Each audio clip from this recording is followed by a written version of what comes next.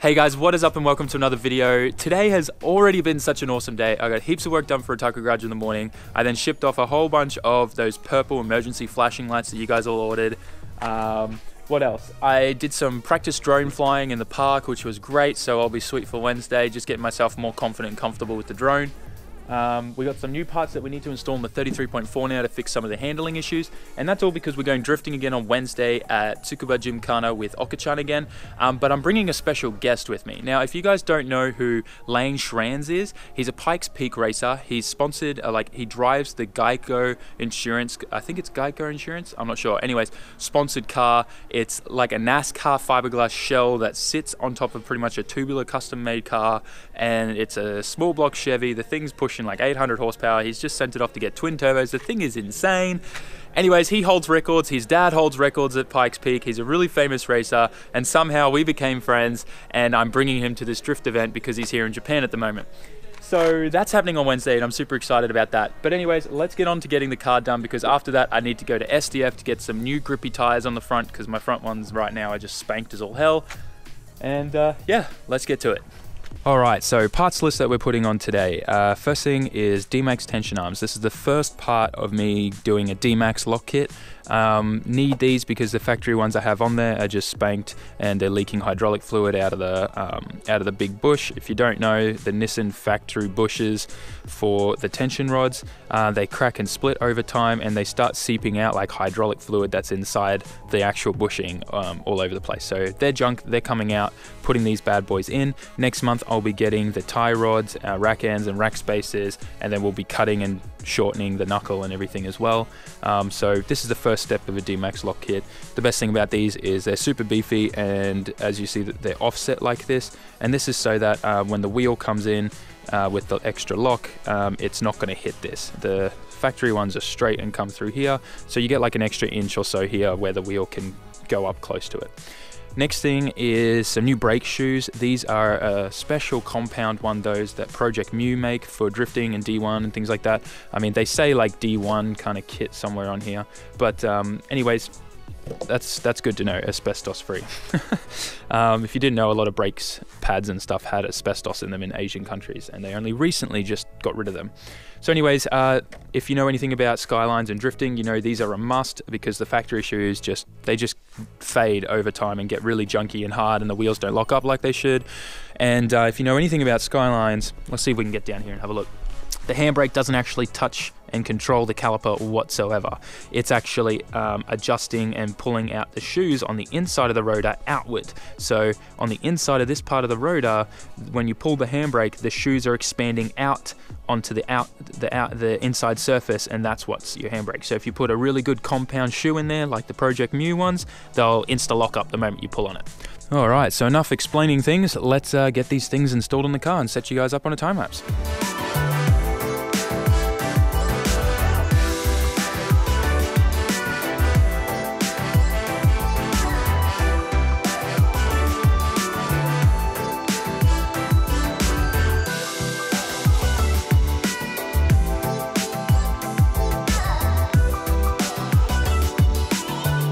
Alright guys, so I've already got access to the drum brakes. It only took me 10 minutes, super fast. Jack up the car, take the tire off, then the first thing you want to do is undo these two 17mm bolts, pull the caliper off and sit it up the top there, or zip tie it to your strut or your coilover. One thing I will note though is if your caliper won't slide off the rotor, you need to compress the piston a little bit. You can use a multi-grips or a screwdriver to kind of pry against the two pads to pull it apart. I use multi-grips with a piece of cardboard on the front of the caliper to stop the front of it getting scratched and damaged. And then I was able to slide it off the rotor, sit it up there, pulled the rotor off. I am lucky enough to have anti-seize all over this, so it won't actually seize up and rust to it. But if it does, these rotors have two bolt holes there and there that you can thread two bolts in, and it'll pull off. Anyways, so this is the drum assembly here behind the hub.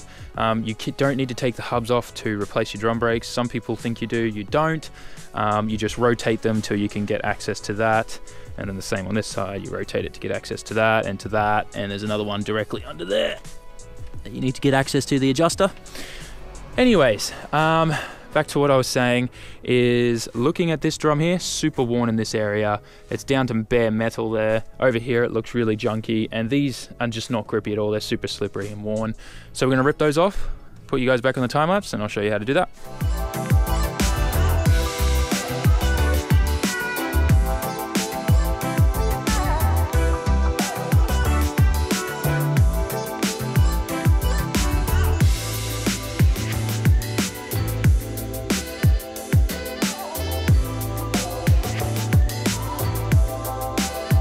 All right, everything was going super smooth, and then I made a very bad discovery, frustrating discovery.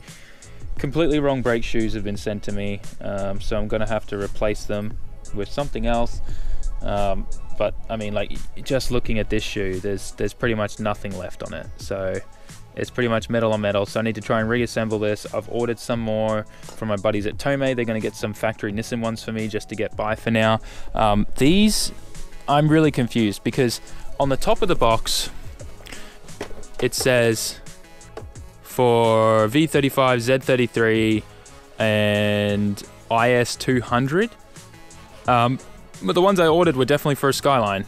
So I don't know what happened there with Amazon or something. They've sent me the wrong ones anyways. These don't have the extra hole. They're the wrong shape, and I only noticed when I put them up here to try and fit them. So I'll have to clean them up and return them. I'm sure Amazon will accept that.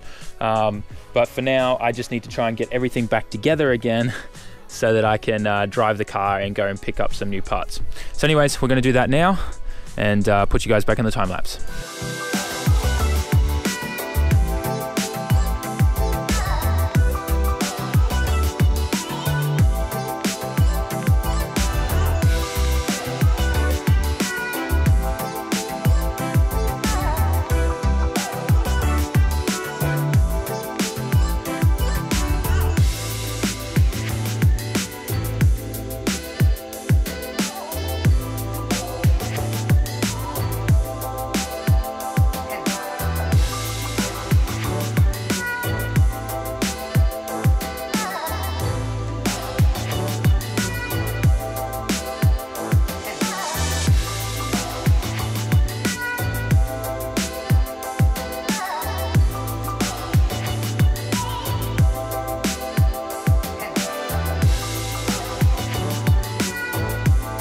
Okay, so I got the brakes back reassembled and back together. Really the best thing I can do right now is readjust them, get them as tight as I can, hope that they'll do something with what little pad is left on that right hand side shoe. But hopefully I will get some new shoes in tomorrow, and I'll just tomorrow night when I get back from work at like 8 PM, I'll sit out here in the cold at night time with like a flashlight and try and change them. But we're gonna adjust the handbrake now. And the way that you do that in these Skylines, it's pretty simple. First things first is you want to let go of all the adjustment that's up at the handle. You pull this little boot back, and if we can get in here, you'll see the little 10 mil there. So I'm going to wind that all the way down to like here at the edge. Okay, so I've wound this all the way so that there's only a little bit of thread there now, which is perfect. Now what you want to do is put the handbrake all the way down. You've got to get back to the rear of the car. And what you want to do now is with a flathead screwdriver, if I can find where I've placed it, right here, is you use this hole in a flashlight, and what you can do is you can see the actual little cog, like the little gear in there, and you want to keep adjusting that by going like this and on it until this no longer spins like this freely. And then what you do is once it's locked up is then you go back about 3 clicks until that it frees up again. That way it's at the, I guess, like the tightest point where when the handbrake's down it's not dragging, and the moment you lift up the handbrake just the tiniest bit, it locks. So that's what you want. And that's what I'm gonna go do now, put you back on the time lapse, and you'll see me do that.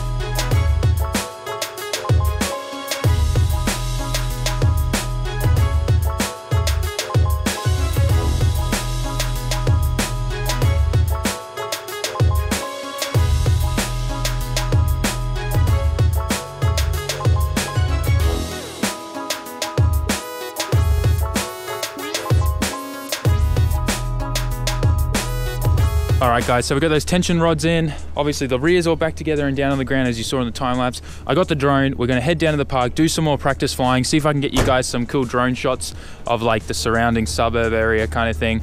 And then we're heading to SDF for some new front tires. Probably gonna get a front wheel alignment as well. And yeah, let's just go.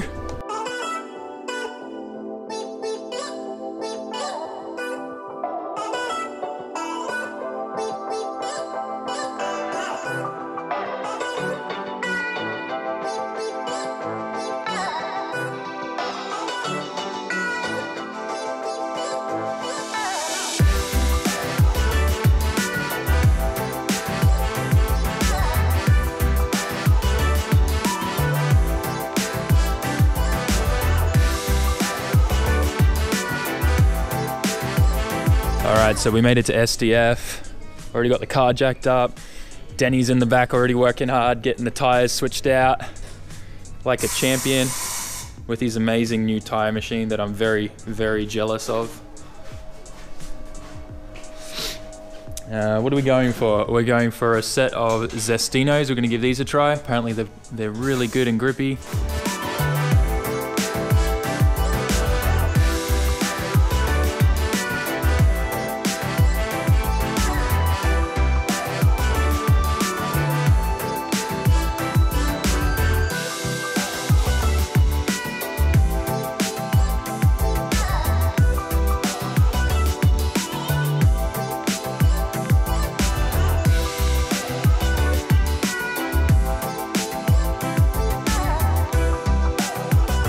Alright guys, so I'm back home now. I just got out of the shower and I'm ready to pass out. I am so exhausted.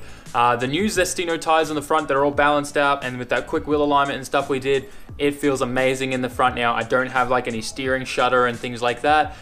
So super pumped about how that turned out. I'm still trying to sort out some rear shoes that I can hopefully get tomorrow. I don't know, we'll see what happens. I'm not expecting to get them tomorrow. I think it's going to be after the drift event kind of thing where I'll be able to fix them. So I'll just learn to clutch kick entries and just go with the flow with that, I guess.